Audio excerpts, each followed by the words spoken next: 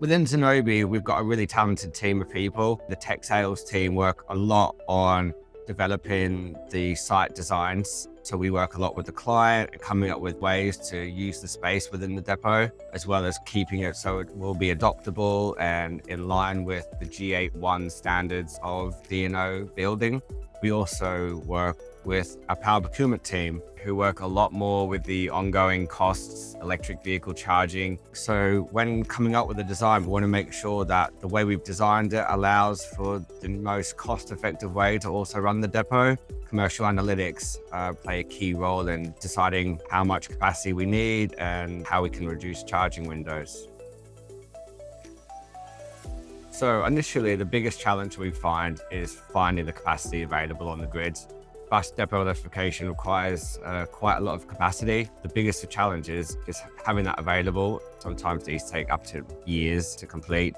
So working with the D&Os to take capacity that is available when it's available is a key thing we can do for the bus depots there.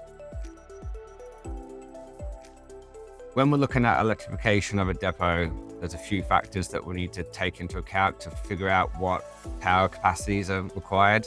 Obviously, the size of fleet, the charging windows, and also what we need to reduce the OPEX costs. We want to reduce charging in high costs windows.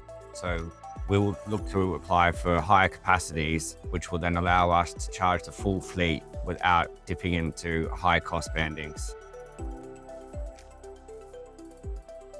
So at the Nottingham site, it was quite a challenging site, but it's a very old depot and it's actually split into two sections. So we actually had 2 points of supply coming into that site. So we went for a HV metered adoption method and then distributed power through site with private HV network.